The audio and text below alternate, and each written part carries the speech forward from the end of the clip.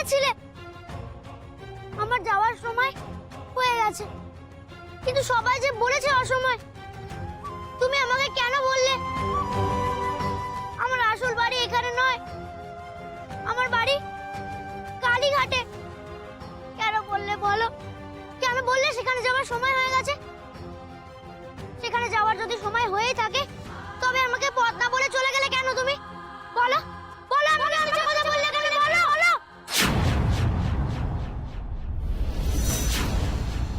লোকনাথ, এইগুলো কি ফেলছিস? সেই কড়িগুলো রে, যেগুলো আমাকে অম্বিকা মা দিয়েছিল। বলেছিল এই কড়িগুলো নাকি আমার বাড়ির পথ চেনাতে আমাকে সাহায্য করবে। তাই আর বাড়িতে অভাব, মা বলছে মাকে ছেড়ে না আমি কোথাও যেতে পারবো না। আমি কি করি বলতো বেনি? শান্ত হ লোকনাথ, শান্ত হ। আমার বাড়িতেও একই অবস্থা রে। আমার মা আমার বিয়ে দিতে চাইছে, সারাক্ষণ যাতে আমি এখানেই থাকতে পারি। তাই কি বলছিস কি তুই বেনি? তুই তো আমার সঙ্গ কখনো ছাড়বি না বলেছিলি, শুধু বলার কথা বলছিস কেন রে? আমি তো শুধু তোর কাছেই থাকতে চাই। তোর সাথে থাকলে যে সাহস পাই, কত কিছু দেখতে পাই, জানতে পারি। তুই না থাকলে কি দেখাবে বল? আচ্ছা, আমি কি করে বিয়ে করি বলতো? সন্ন্যাসীরা কি বিয়ে করে? লোকনাথ, তুই ভুলে গেলি তুই আমাকে কিভাবে আকাশ, বাতাস, মাছ, পাখি চিনিয়েছিলিস?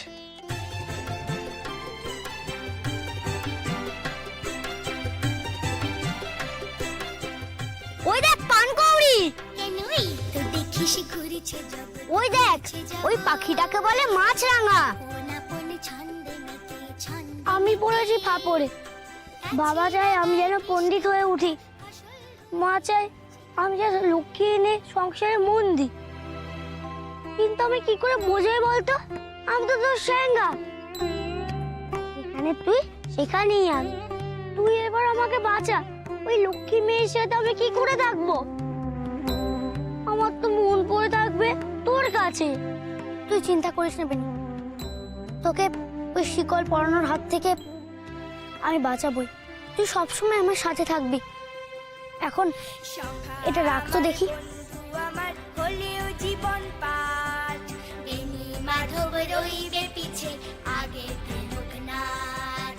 বেনি মাধব রইবে পিছে, আগে লোকনাথ।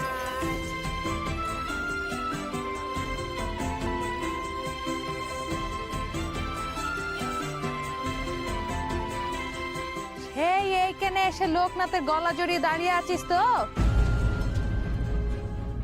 তোকে হাজারবার আমি বারণ করেছিলাম না ঘরের থেকে একটা পা বাইরে বার করবি না? মাথা কানা খারাপ করে দিবি তুই আমার বাঁদর ছেলে কোথাকারে। দেখ দেখ এবার আমি কি করি, আমার কথা শোনার ফল কি না হয় দেখ। চল চল বাড়ি চল। একেবারে তোকে যদি আমি দৌড় বন্ধ করে না রেখে দিয়েছি না, দেখিস কোনি পায়ে দড়ি বেঁধে রেখে দেবো একেবারে বাঁদর ছেলে। দাঁড়া চল।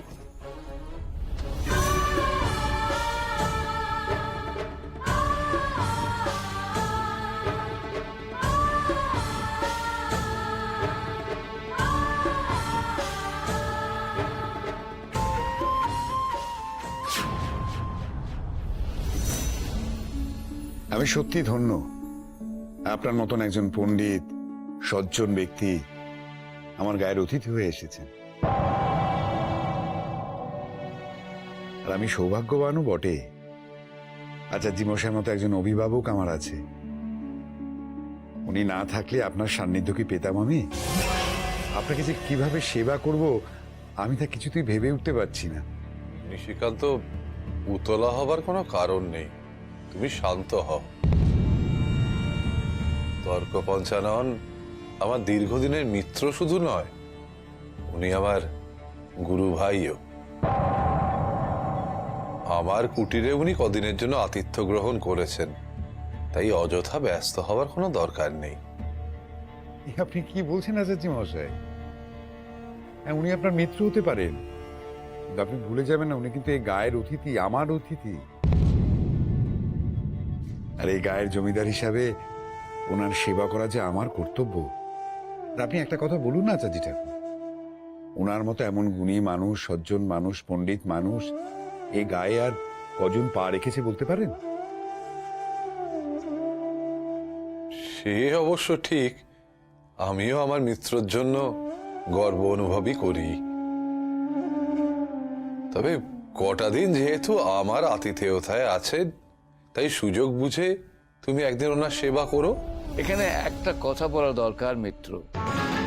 হ্যাঁ, একথা সত্য যে আমি এখানে মাত্র কয়েকদিনের জন্য থাকবো বলে এসেছিলাম, কিন্তু এই গায়ের যে রূপ তুমি আমাকে দেখালে, আমি যার পণ্যে খুশি হয়েছি এবং বিস্মিত হয়েছি।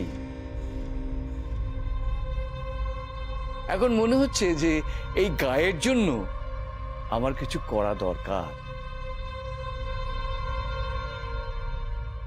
কদিনের মাত্র অতিথি তুমি, কেন অযথা নিজের মাথায় বাড়তি বোঝা চাপাতে যাচ্ছ? দেখো মিত্র, তুমি বরং আমার পরামর্শ শোনো। লোকের হিতের কথা ভাবতে গিয়ে তোমার এই নদিয়া যাওয়ার পরিকল্পনায় যেন কোনো বাধা না পড়ে। বাধা পড়ার কোনো অবকাশ নেই মিত্র। আমি মনস্থির করেছি, যে জল হাওয়ার কাছে আমি ঋণী তার শোধ করেই আমি যাব, নচেত নয়। বেশ, আপনি যদি আমার প্রজাদের কোনো হিতের জন্য কোনো ভালো কাজ করতে যান, তাহলে আপনি নিঃসংকোচে করতে পারেন। আমার তরফ থেকে যা যা সাহায্য করার আমি অবশ্যই আপনাকে করব। আপনি কি করতে চান সেটা আমাকে একটু বলুন।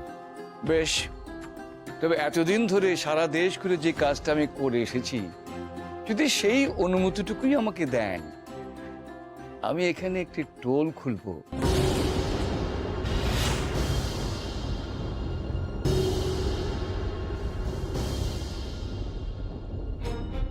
ভবিষ্যৎ প্রজন্মকে বিদ্যা দান করব।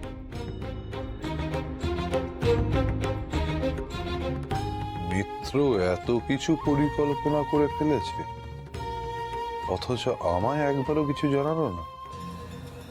তার মানে সত্যিই কোনো সৎ উদ্দেশ্য নিয়ে এখানে সে আসেনি। মনের ভেতরে যে রাগ পুষে রেখেছিল, এখন তারই বহিঃপ্রকাশ ঘটছে প্রতিহিংসা রূপে। রামকে ছোট করতে চায় নিজে টোল খুলে। তাহলে আমার অত্যন্ত দুজন প্রিয় শিষ্যকে কাজের জন্য আমি এখানে ডেকে নিই। নিশ্চয়ই। দেখুন, এই কাজের জন্য যা যা করণীয় আপনি নিঃসংকোচে করতে পারেন, আর এর জন্য আমার অনুমতি নেওয়ার প্রয়োজন পড়বে না। কিন্তু আমি বলছিলাম নিশিকান্ত, এখনই এত তাড়াহুড়োর কোনো প্রয়োজন আছে? ধীরে সুস্থে সবকিছু হতে পারে। শুধু টোল খুললেই তো হবে না, সেখানে ছাত্র চাই। হরে রাম তর্ক পঞ্চানন পণ্ডিতের কাছে বিদ্যা অর্জনের জন্য ছাত্রের অভাব হয় না মিত্র। সকলেই একটা সুযোগ চায় আমার কাছে শেখার। স্থানাভাবের জন্য সকলকে সে সুযোগ দিতে পারি না, এটাই আমার আক্ষেপ। সেই আক্ষেপ আর আপনার থাকবে না পণ্ডিত মশাই। আপনার মতো একজন বড় পণ্ডিত, আপনার টোল চালানোর জন্য স্থান সংকুলনের অভাব হবে না। আমি আপনাকে জমি দান করব।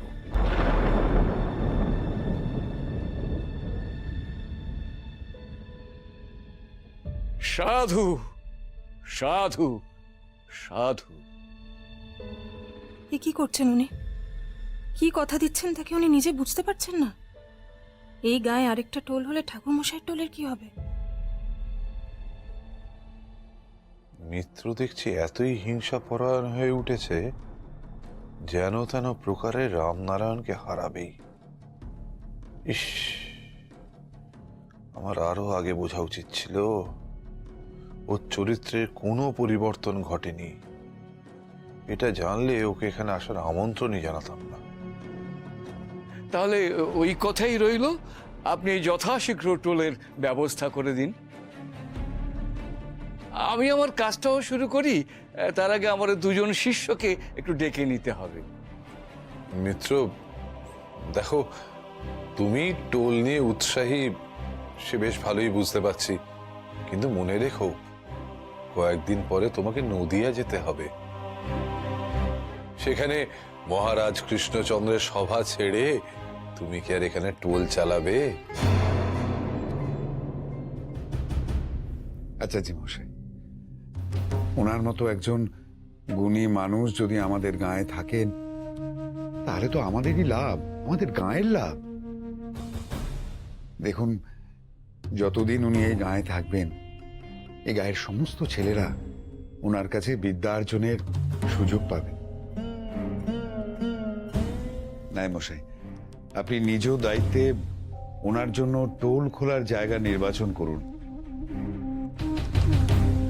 আমি চাই যত শীঘ্র সম্ভব যেন টোল চালু হয়। এক্ষেত্রে পূজাচক হয়ে আমি নিজেই এই জায়গার কথা বলে যেতে পারি জমিদার মশাই। আসার সময় ওই ঠাকুর দালানের ফাঁকা জায়গা দেখলাম, তো আমি যদি সেখানেই শুরু করি, অবশ্যই যদি তাতে জমিদার মশাই কোনো আপত্তি না থাকে তবেই। এ আপনি কি বলছেন? আপত্তির কি আছে? আপত্তির কোনো প্রশ্নই ওঠে না। তবে তাই হোক। সাধু সাধু সাধু, তবে আজকে আমি বিদায় নিই। আপনার এই ঋণ আমি কোনোদিন ভুলবো না। আমার শিষ্যদের ডেকে নিতে হবে তো। চলো চলো চলো, গায়ে সকলকে তো জানাতে হবে।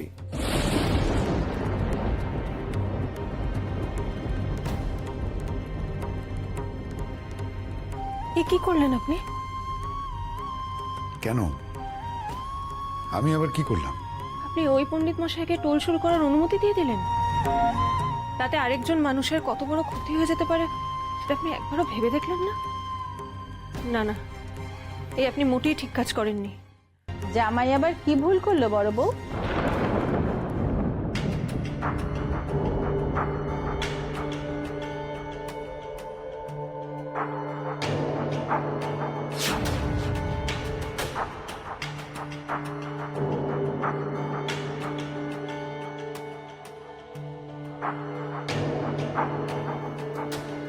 মাসিমা,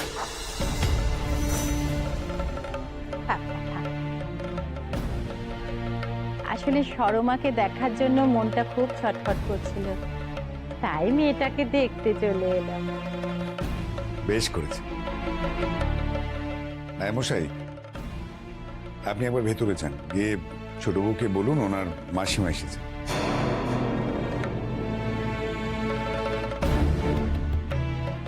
ভালোই হয়েছে মাসিমা, কেশব আসার পর থেকে আপনি তো আর এমুখ হননি। আপনাকে দেখে ছোট বউ খুশি হবে। হ্যাঁ বাবা, কদিন ধরে মনটা এমন উথাল পাথাল করছিল, ভাবলাম যাই মেয়েটাকে একবার দেখেই আসি। তারপর ভাগ বুঝে কালীঘাটে মায়ের থান থেকে ঘুরেও আসবো। মাসি, মাসি, মাসি তুমি? থাক বাবা, থাক থাক থাক থাক। এতদিনে মনে পড়লো আমার কথা?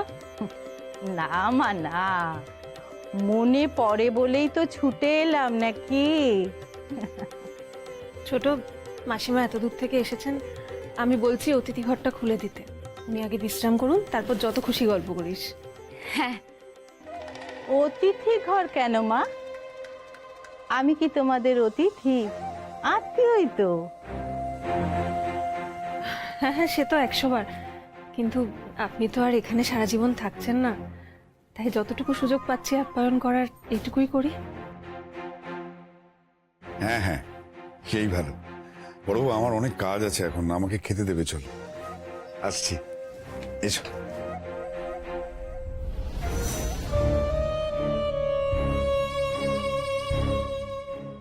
সে তো সময় বলে দেবে মা, এখন শুধু সুতপাতটা হয়ে যাক। শুনুন শুনুন শুনুন সকালে, কাল এক শুভ লগ্নে এই গায়ে এক নতুন টোলের শুভ সূচনা হতে চলেছে।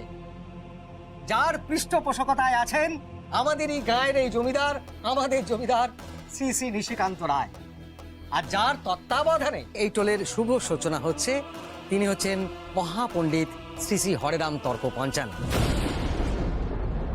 শ্রী শ্রী হরেরাম তর্ক পঞ্চানন এসছেন সুদূর কাশী থেকে। তিনি তো পড়াবেনই, সঙ্গে থাকছে তার দুজন সুযোগ্য ছাত্র। আপাতত এই টোল শুরু হচ্ছে ঠাকুর দালানি, জমিদার বাড়ি। তাই আপনাদের কাছে বিনীত অনুরোধ, আপনারা আপনাদের আশেপাশের মানুষজনকে জানাবেন এবং আপনাদের সন্তানদের সেখানে পাঠাবেন, যাতে শ্রী শ্রী পঞ্চাননবাবুর এই স্বপ্ন পূরণ হয়। অতি উত্তম, অতি উত্তম। জমিদার মশাই বড় উপকার করলেন আমাদের। এই এত বড় পণ্ডিত মানুষ যখন টোল খুলবেন, আমরা সকলে আমাদের পুত্রদের সেখানেই পাঠাবো। হ্যাঁ, ঠিক ঠিক ঠিক, নিশ্চয়ই বেশ, নিশ্চয়ই বেশ, নিশ্চয়ই বেশ। নিশ্চয়ই। আপনারা তাহলে খবরটা সবাইকে দেবেন। কিন্তু একটাই মুশকিল হলো যে আমার ছেলে তো এখন ওই রাম ঠাকুর মহাশয়ের টোলেই পড়াশোনা করতে যায়। তাকে কিছু না জানিয়ে এভাবে অন্য টোলে ভর্তি করি কিভাবে? আর ছাড়ুন তো রাম ঘোষালের টোলের কথা। সে পড়াইটা কি? ওই তো মুগ্ধবোধ, ব্যাকরণ, রামায়ণ, মহাভারত। আরে আর্যভট্টের গণিত না শিখলে এখনকার শিক্ষা সম্পূর্ণ হয়? হ্যাঁ, ঠিক ঠিক ঠিক ঠিক ঠিক ঠিক ঠিক। তবে তো আর চিন্তাই রইলো না, গায়ে যখন মহাপণ্ডিত এসেই গেছেন তখন আর রাম ঠাকুরের তোলার দরকারটা কি? ঠিক না? আচ্ছা শুনুন, জ্যাঠামশাইয়ের টোলে আর কেউ পড়তে যাবে না? তবে যাই, এক্ষুনি গিয়ে খবরটা জানাতে হবে। আর চিন্তা নেই রে অন্য, আমি গুরুমার হাত ধরে কথা চেয়ে এনেছি, আমাকে আর উনি নিরাশ করবেন না। কি গো,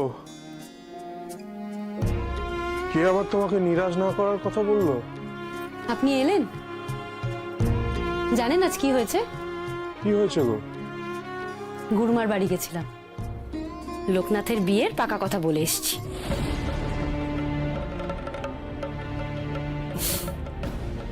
গুরুমা আমাকে নিজে বলেছেন উনি সন্ধ্যার বাবার সঙ্গে কথা বলে তবে আমাকে জানাবেন। লোকনাথের বউকে এবার আমি ঘরে আনবই। এ তুমি কি বলছো কমলা? কেন, আমি আবার কি বললাম? আপনি একটা জিনিস কেন বুঝতে চাইছেন না? লোকনাথের বিয়ে না দিলে কিন্তু ওকে কিছুতেই আমরা ঘরে আটকাতে পারবো না। গুরুদেব গুরুমা তো সব জানেন, অথচ বিয়ের ব্যাপারে ওনারা কথা দিলেন কমলাকে। সন্ধ্যার বাবা একবার আসুক, আমি হাতে পায়ে ধরে ঠিক বিয়ের পাকা কথা আদায় করে নেব। মা, কিন্তু উনি যদি রাজি না হন? কেন রাজি হবেন না কেন? আমার লোকনাথ কি কম কিছু নাকি রে অন্য? ওকে সবাই কত ভালোবাসে বল দেখি, আর উনি কি লোকনাথকে ফেলে দেবেন? তা কখনো হয় নাকি রে? আমি জানি আমার লোকনাথকে ওনার ঠিক মনে ধরবে। একটা খবর শুনে এলাম যেটা। হ্যাঁ, তুই আবার কি খবর শুনলি? গায়ের এই চণ্ডী মণ্ডপে সবাই বলা বলি করছিল গায়ে নাকি এক নতুন টোল খুলছে।